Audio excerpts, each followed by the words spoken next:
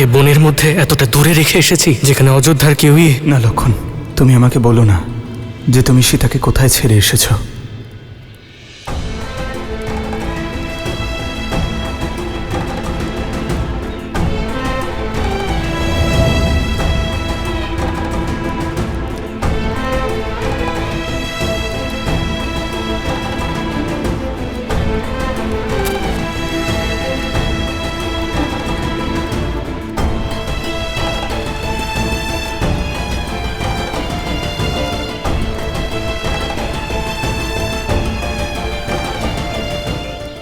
আশীর্বাদ করো বৌঠান,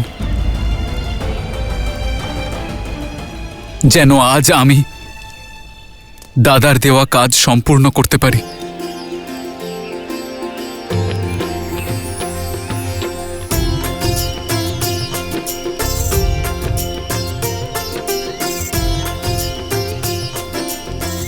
ভ্রাতা শত্রুঘ্ন, राम रचि राखा को करी तरक बढ़ावे साखा।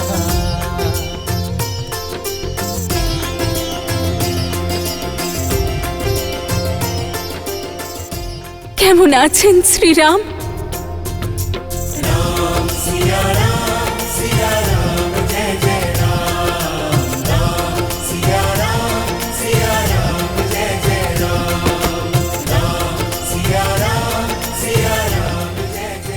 ধন্য তোমরা, আত্মা ছাড়া প্রাণ কিভাবে বাঁচে? তুমি এখানে আশ্রমে বনবাসীর জীবন যাপন করছো, অভাবে থাকছো, আর ওখানে রামদাদা তার প্রাসাদে সন্ন্যাসীর জীবন যাপন করছে। সারাদিন প্রজা এবং পরিবারের কার্যভার সামলাচ্ছে, আর তারপর নিজের কক্ষে এসে গেরুয়া বস্ত্র ধারণ করে, রাজসিক ভোজন পরিত্যাগ করে ফলমূল ভক্ষণ করে। অযোধ্যার প্রতাপশালী মহারাজ আপনার স্বামী হয়ে যায়, কেউ কিছু বলে না বৌঠান, কিন্তু সবাই জানে যে দাদার শরীর শুধু সেখানে আছে, কিন্তু ওনার আত্মা তোমার সঙ্গে আছে। তোমার কষ্ট তার ত্যাগে প্রকাশ পায়। राम सिया राम सिया राम सिया राम। ভালোবাসা আর সমর্পণের প্রতিচ্ছবি আমার শ্রীরাম। প্রেম ছাড়া সমর্পণ অসম্ভব বৌঠান। এই ত্যাগ সম্ভব হয়েছে কারণ তোমাদের ভালোবাসা অসীম।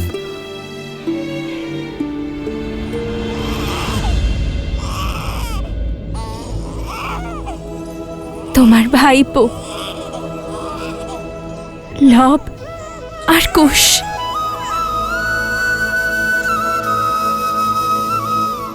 বৌঠান, আমি ওদের দেখতে পারি?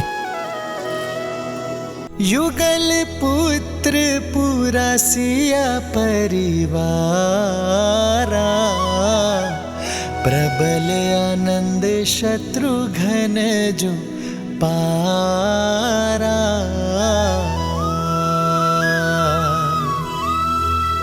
सूर्य प्रताप शिव दुई शिशु जाही, सकल जीव के ही देखे माही।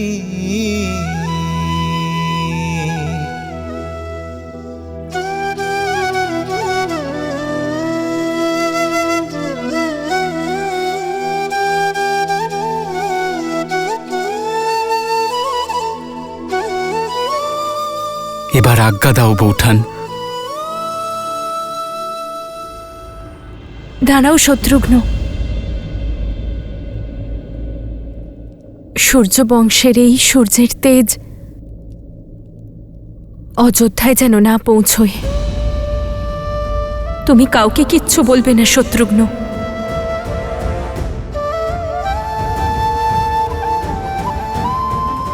শ্রীরাম কেউ না।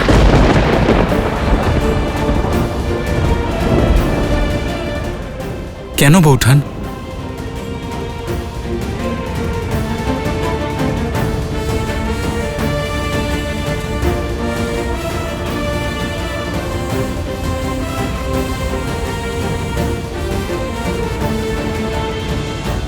সন্তানের প্রতি পিতার মোহ, সেই ঘাতক অস্ত্র শত্রুঘ্ন।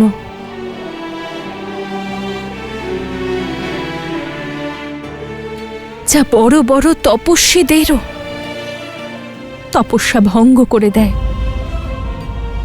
যদি আমার শ্রীরামের মনে সন্তানদের প্রতি ভালোবাসা জন্মায়, তখন ওনার তপস্যাও না ভঙ্গ হয় শত্রুঘ্ন।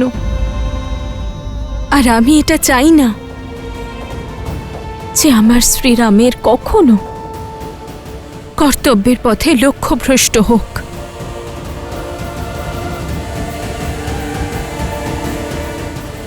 তোমার এই আদেশের পালন করা হবে বৌঠান। এবার আমাকে অনুমতি দাও।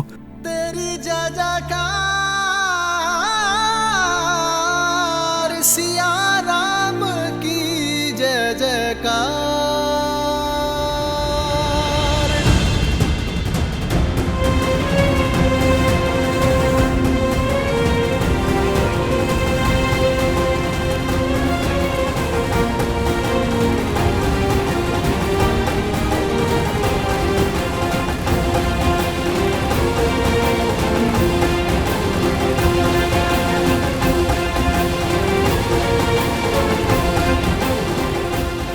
শ্রীরাম,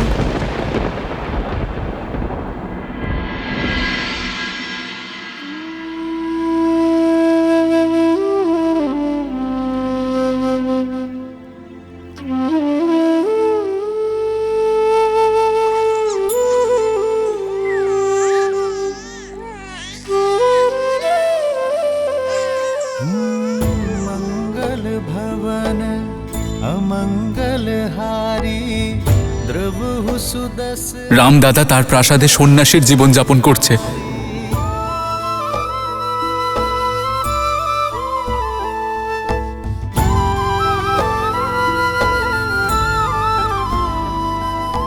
राम सिया राम जय जय राम। राम सिया राम সীতা, जय जय राम। তোমার মন শান্ত এবং আনন্দিত, তাতে বেদনাও আছে। হয়তো তোমার সুখের কারণ আমাদের সন্তান, কিন্তু বেদনার কারণ? সুখ তো সব সন্তানই মাতাকে দেয়, কিন্তু বেদনা এক স্ত্রীর হয়। কখনো কখনো তো মনে হয় সব বন্ধন ছেড়ে আমাদের সন্তানদের আপনার কাছে নিয়ে আসি, আর না হলে মৃত্যুর সংবাদ পাঠিয়ে আপনাকেই আমার কাছে ডেকে নি।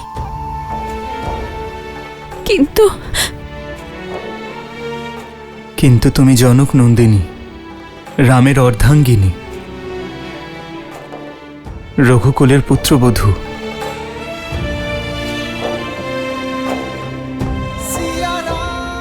সীতা, একজন পুরুষ কেবল একটি পরিবারেরই দায়িত্ব পালন করে, কিন্তু একজন নারীর কাঁধে দুই পরিবারের পবিত্রতার ভার থাকে। ভার তো এটাও আর্য যে আমার পুত্রেরা কখনো পিতার ছত্রছায়া পাবে না, আর স্বামী পুত্রের সুখ, এই ভারের বোঝা আমি আর নিতে পারছি না।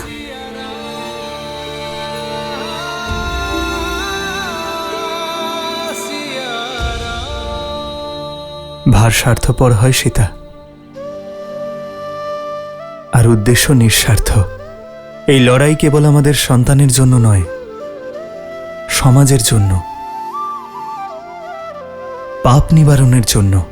পাপ পুণ্যের এক গাঁথা আমাদের জীবনকে কি থেকে কি বানিয়ে দিল। কখনো কি পূর্ণরূপে রাক্ষসদের বিনাশ হবে? রাক্ষস হওয়া পরম্পরা নয় সীতা, প্রবৃত্তি। লোভ ও লালসায় ভরা মন রাক্ষসের মতো হয়। যদি এমন না হতো, তাহলে না মধু ঋষির গৃহে লবণাসুর জন্ম নিত, আর না রাবণের ভ্রাতা বিভীষণ হতো। সমাজে ঠিক যেভাবে বিদ্যা, বিশ্বাস এবং শান্তি বৃদ্ধি পাবে, যথাক্রমে এই রাক্ষস প্রবৃত্তি পাতালে প্রবেশ করবে। সমগ্র কোশল রাজ্য শুদ্ধ হয়ে যাবে। তখন নিয়তি আমাদের আবার এক করে দেবে।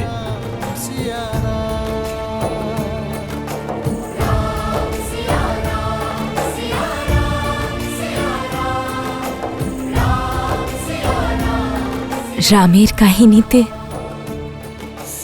রামের জীবনের সার আছে। আমাকে সেই পথেই চলতে হবে।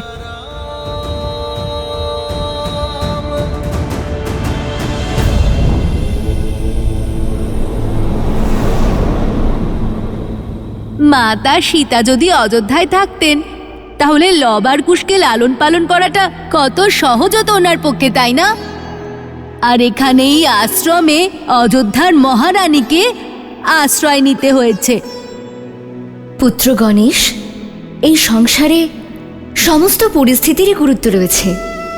দেবী সীতার এই পরিস্থিতির গুরুত্ব হল নিজের পুত্রদেরকে সুশিক্ষা দেওয়া আর অপবাদের হাত থেকে ওদের সুরক্ষিত রাখা।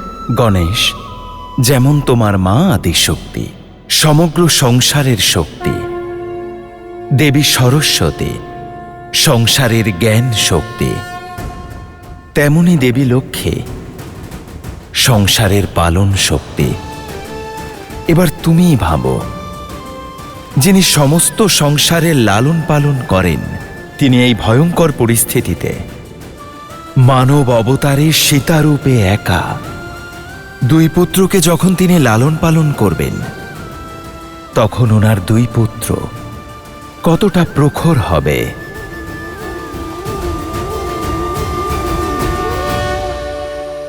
লব, কুশ, जेहि पर कृपा करहि जनु जानी, कवि उर अजिर न चावहि वानी। देव शिशु जन विधाति सूरा, कल्पलोक अति दिव्य विधूरा। एक मुख सूरज एक मुख चंदा, লব, কুশ, सुख आनंदा। एक एक आत यमज युगला, जानकी सुत रूप नव कुश होला। जानकी सुत रूप नव कुश होला।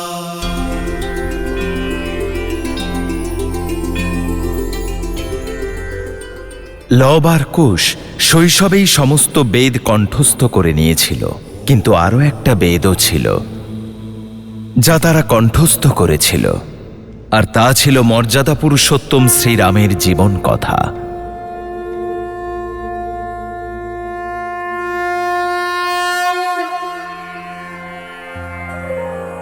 বসো। ॐ भूर्भुवरो स्वहा, अग्निर्षि पवमानः, पाञ्चजन्यः पुरोहितः, नमिमहे महाज्ञं स्वाहा। इदम् अग्नये पवमानाय इदं नमः। শাস্ত্রবিদ্যার সঙ্গে সঙ্গে অস্ত্রবিদ্যাতেও তারা নিপুণ হয়ে ওঠে। जो नदी के तट को मिलाते सेतु, जन्म मात पिता मिलन के हेतु। रामचंद्र सिय विरह घटाने, प्रकटे लव कुश रूप सुहाने। जो नदी के तट को मिलाते सेतु, जन्म मात पिता मिलन के हेतु। रामचंद्र सिय विरह घटाने, प्रकटे लव कुश रूप सुहाने। যেখানে একদিকে লবকুশ তার মা সীতার সান্নিধ্যে মহাপ্রতাপী রাজা রামের গুণ গ্রহণ করছিল, সেখানে অপরদিকে মর্যাদা পুরুষোত্তম শ্রীরাম সীতার স্মৃতি আঁকড়ে এবং তার পুত্রদের অস্তিত্ব সম্পর্কে অনভিজ্ঞ অযোধ্যার রাজা হওয়ার দায়িত্ব পালন করছিলেন। নিজের ত্যাগ আর সামর্থ্যের দ্বারা রামরাজ্য স্থাপন করছিলেন।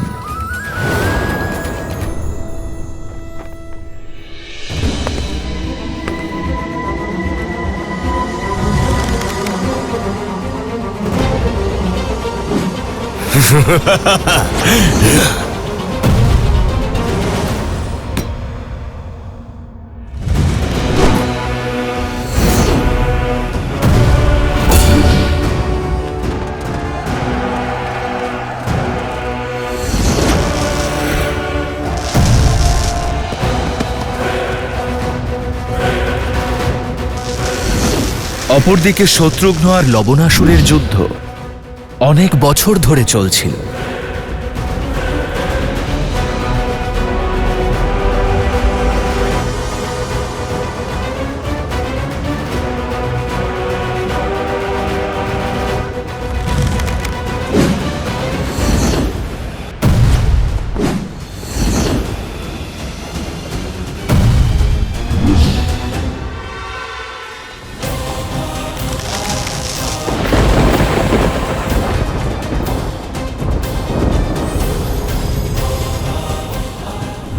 এই অস্ত্র আমাকে ঋষি অগস্ত্য দিয়েছিলেন, আর আজ এই অস্ত্র আমি তোমাকে দিচ্ছি শত্রুঘ্ন।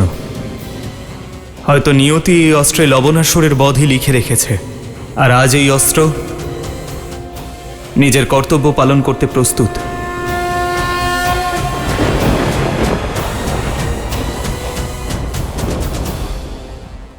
তোমার সঙ্গে বিদ্রোহ করেছি, তোমার থেকে দূরে থেকেছি, কিন্তু তুমি বৌঠানের থেকে দূরে থাকা আর আমার ক্রোধের কষ্ট দুই সহ্য করেছো। তোমার ক্রোধেও আমার জন্য ভালোবাসা ছিল, আর ভালোবাসা কখনো ভুল হয় না লক্ষণ। আমায় ক্ষমা করে দিও দাদা। কুশীনগর, বিদিশা, শ্রাবস্তি এবং মথুরার মতন ভারতের বেশ কয়েকটি আধুনিক শহরের সম্পর্ক শ্রীরাম ও তার 3 ভাইয়ের সঙ্গে রয়েছে।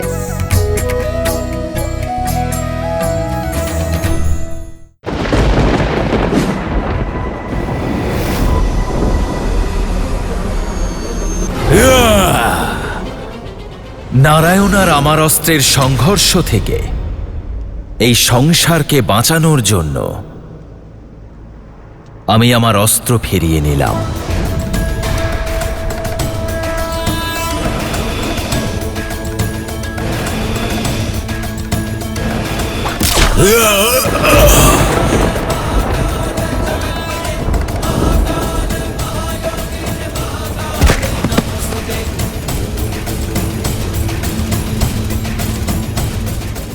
না, না!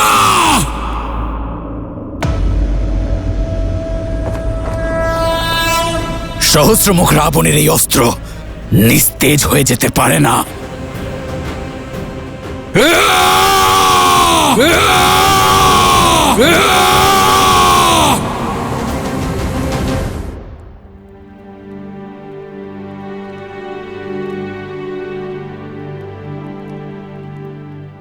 प्रेम समर्पण करुणा ज्ञान से है भरा दो प्यारा नाम। जय सिया राम, जय जय सिया राम, जय सिया राम, जय जय सिया राम। सिया राम, सिया राम, सिया राम, सिया राम।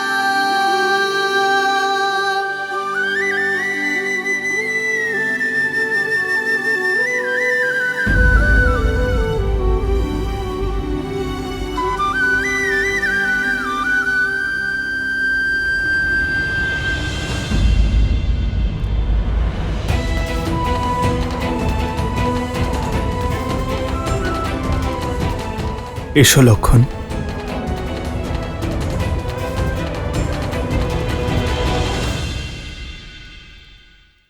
তোমার সঙ্গে বিদ্রোহ করেছি, তোমার থেকে দূরে থেকেছি, কিন্তু তুমি বৌঠানের থেকে দূরে থাকা আর আমার ক্রোধের কষ্ট দুই সহ্য করেছো। তোমার ক্রোধেও আমার জন্য ভালোবাসা ছিল, আর ভালোবাসা কখনো ভুল হয় না লক্ষণ। আমায় ক্ষমা করে দিও দাদা।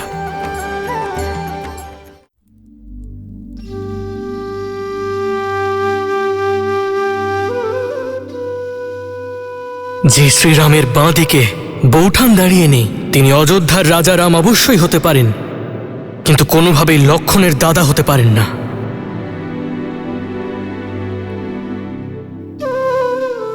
বলো লক্ষণ, মনের কথা যদি মনে থেকে যায়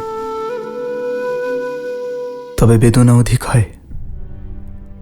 নিজের কষ্টকে আমি ক্রোধে রূপান্তরিত করে তোমায় দুঃখ দিয়েছি, তোমার সঙ্গে বিদ্রোহ করেছি, তোমার থেকে দূরে থেকেছি, কিন্তু তুমি বৌঠানের থেকে দূরে থাকা আর আমার ক্রোধের কষ্ট দুই সহ্য করেছ, আজও করছো। সীতার প্রতি বিরহ তো তখন আসবে যখন মন থেকে দূরে চলে যাব। সীতা আমার নিঃশ্বাস, আর নিঃশ্বাস মৃত্যুর পরেই শরীর ছেড়ে যায়।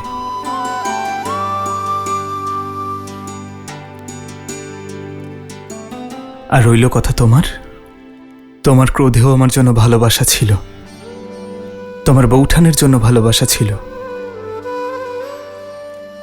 আর ভালোবাসা কখনো ভুল হয় না লক্ষণ। আমায় ক্ষমা করে দিও দাদা।